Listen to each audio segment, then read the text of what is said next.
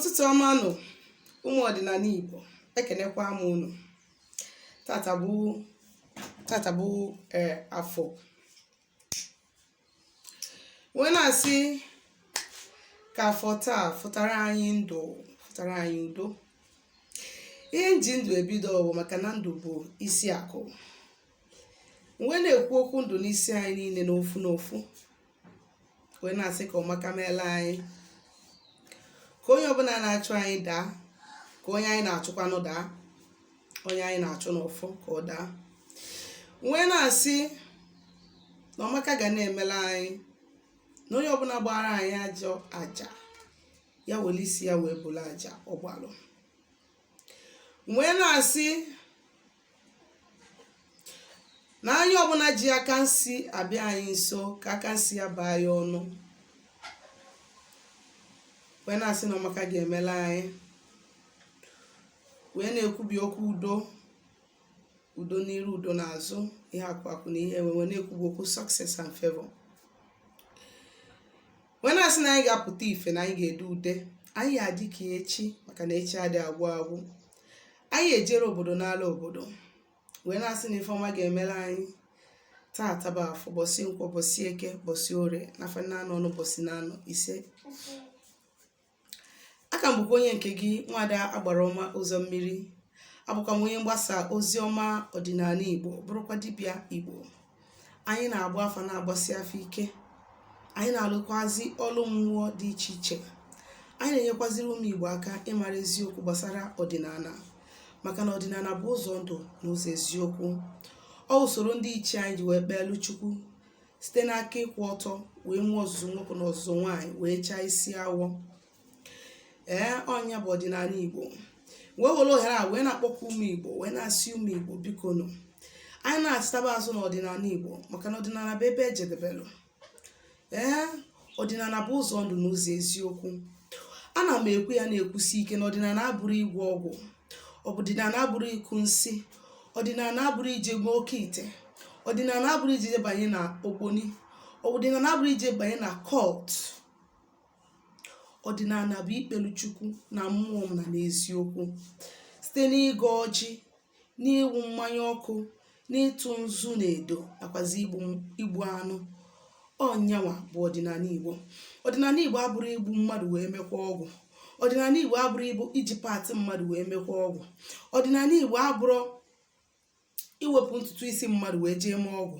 Ọdịnala Igbo abụrụ iwepụta private part mmadụ wee jee mee ọgwụ. Ọdịnala Igbo abụrụ mmadụ iwepụ ihe pụtara n'ahụ nwaanyị ma ọ n'ahụ nwoke wee jee mee ọgwụ. Onye ọbụla sị gị na ihe ndị a bụ ọdịnala, onye ahụ anaghị agwa gị eziokwu. Maka na gịnị? Chineke kelu ndị Igbo in a way na mmadụ bụ the higher creation of God. Ihe a bụ the highest being Chineke kelu bụ mmadụ.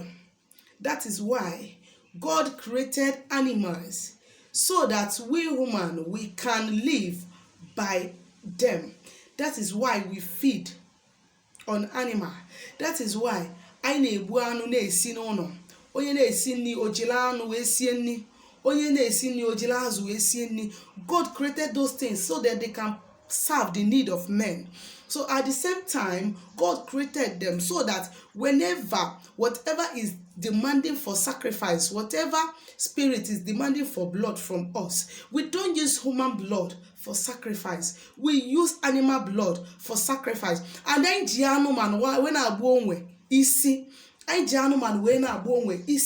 that is the reason why before somebody is under a great captivity or captive, you must do what? You must use animal. You must spill the blood of animal before you can now redeem that person. Let me tell you, any debate that is telling you, Igbo anu wunjo, Igbo sobara bunjo, but that person is a dibia, or maybe that person does not know his left from his right.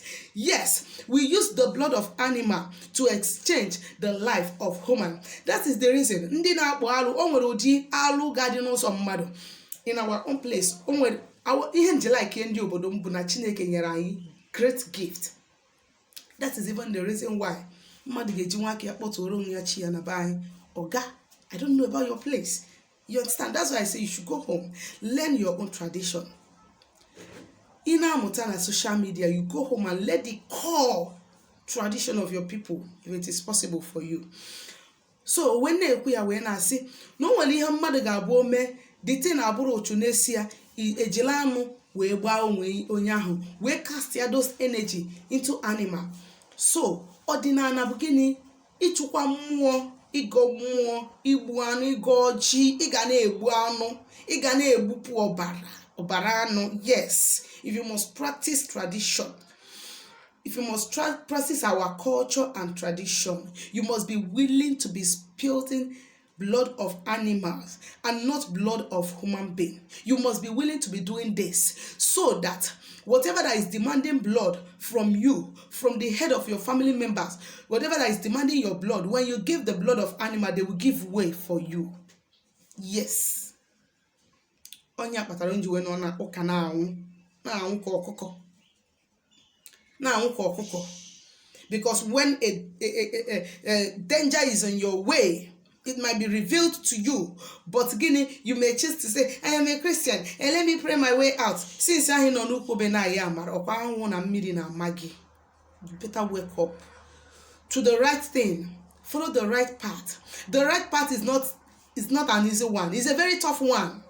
Before you throw years and why no level no, only have a giganya way for Asia. It is not an easy journey. This part is not an easy journey, but with perseverance and with righteousness, that is ofonogo. Na njide sieke, you will get to whatever level you have dreamed of getting to. So igani isiokum tatabo, the benefit of setting your altar, your spiritual altar in Odinani Igbo. The benefit of setting your spiritual altar in Odinani Igbo. It is very, very important. As Onyi Igbo, you have to have your altar. You have to have your altar. It is very, very important. It is very, very important. When you want to say, I am a hardcore traditionalist, I am a strong traditionalist, I am a pure traditionalist, you must have your altar. And for that altar to stand, you must spill the blood for that altar to stand. Yes. Before you can call down entity on that altar. Yes. You must do that. It is important. And the benefit of installing an altar is an altar. In Odinani Igbo, the benefit is this, a traditional altar. The benefit is that no other altar will work against you. No altar will work against you as long as you have your altar in your home. That is why ndị Catholic ndị na-ejesi ụka ike na-enwe altar Maria ha ebe ha kpọdoro Jesu ha n'obe. But yet their own, the other altars are still working against them because there is no power in that rubbish they do. I was into it before. So the major benefit of installing your altar as a traditionalist, Bugine, one, whenever another altar were to rise against you, you might not even be aware of it. Your altar will go for you. Not just installing an altar and leave it. You will install your altar and you'll be giving them cola. Yes, so you'll be giving them cola. You'll be giving them hot drink. You'll be giving them okuko. You'll be giving them goat if you have. Yes. You know all these spirits are people that are dead. They need blood to function. They need blood to function. So that is why so you must give them blood. Whether you like it or not. You must give them blood. But please don't give human blood. Please. So your altar will never be active and allow another altar to speak against you. And Odimpa, when you set an altar, please try to feed them. Please try to feed them.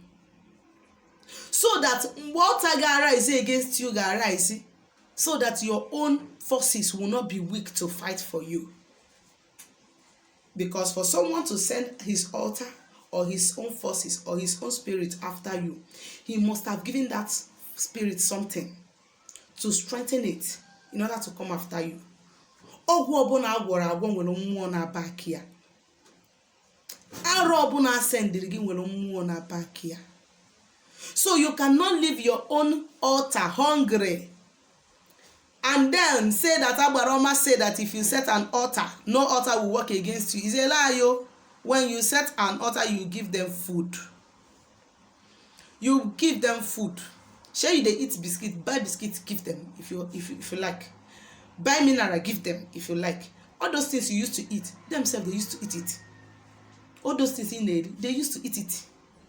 Buy and give them. Buy hot drink and give to them. Buy pami and give to them. Nyahani. Sometimes fresh rice and share to them. Sometimes fresh beans and share to them. Give them food. Tell them feed them. Let them work for you. I am speaking from experience. You need to set your altar. You need to have your altar. You don't need to be living by the mercy of your dibia or by the mercy of your Ezenwai.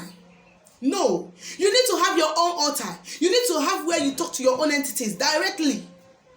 Listen, if a dibia is praying for you, if an Ezenwai is praying for you, that person is praying for you from her own temple, from her own altar. It is her own spirit that she's talking to on your behalf. Yes. When you say, I pray for me, Dibia pray for me, it is her own spirit she's talking to. What happened to your own spirit? Who will be giving forces with you food? Don't you know that your own force, spirit with you, even if there is a warfare against you, spiritual warfare against you, your own spirit first will move before in case Dibia send will go. In a case whereby your own is hungry, Shebia's wine own or Dibia own will come out. And when they don't have backup, they will give up and go back. That is why sometimes you do some kind of spiritual work on a motor. Something is happening from your own end. You need to rise up. Know what you want. Forget about what people will say. People will talk in this life. They will continue to talk. No matter what you do. No matter what you do. Even when you are doing good things, they will keep on talking. A lot of people will still see bad things from good things that you are doing. A lot of people will never appreciate the good side of you because it is you. Because it is you. Even when you do good, they don't at your back, they keep on condemning you. So why would you care about what people will say? When you begin to suffer, will people come to suffer with you? When you fall sick, will they come and carry that burden with you? When you go broke, will they come? When you face disgrace and shame, will they come? These are the things you need to check. Whenever you are considering what people will say, they will not say that I'm doing bad things. They will not say I'm doing this thing. People, who are people? Who are people? Who are people that you want to risk yourself? That you want to risk your life? That you want to risk your destiny? Ndị Igbo kwuru okwu wee sị na chi onye adịrọ n'izu n'isi na-acha ya awọ. This is just a statement that people list here and take it as just a cheer. Chiga ha na-ekwu inclusive all your ezumezu. Mmụọ niile gị na ha so na chi gị. Because mmụọ ọbụla na-agbara gị ọgụ bụ chi gị. Ọ bụrụ na gị na ha adịrọ n'izu n'isi ga-acha gị awọ. Mana gị na ha dị n'izu ị na-eme na-agbago ha na-eme na-agbada. Ị na-eme n'aka nni ha na-eme n'aka ekpe. Even if they want to fight for you, they cannot because they are weak. When there is danger on your path, who reveals those dangers to you? Ndị chi gị, mmụọ gị na ha so. That is why sometimes when you refuse to be feeding them, to be acknowledging them, sometimes you stop seeing dreams. It is because is hungry. Is hungry. To everything that is happening to you, there is an entity backing it up. Take it or leave it. Sitakwana ka monye nke gị nwada gbara ọma ụzọ mmiri, ọ bụkwa monye mgbasa ozi ọma ọdịnala Igbo, bụrụkwa dibịa Igbo. Ka m si kwuo na anyị agbasi afọ ike, anyị na-alụ ọrụ mmụọ dị iche iche, anyị na-enyere ụmụ Igbo aka ịmara eziokwu gbasara ọdịnala, maka na ọdịnala bụ ụzọ ndụ n'ụzọ eziokwu. Onwe ajụjụ ị nwere ịjụ gbasara ihe ndị na-akụzi n'ọdịnala Igbo, ma ọ na ịchọ ka agbalụ gị afọ ma lụọ ọrụ gị ọrụ mmụọ, biko zitere m ozi na my WhatsApp nọmba na 07037311663. Ngwa ka emesịa.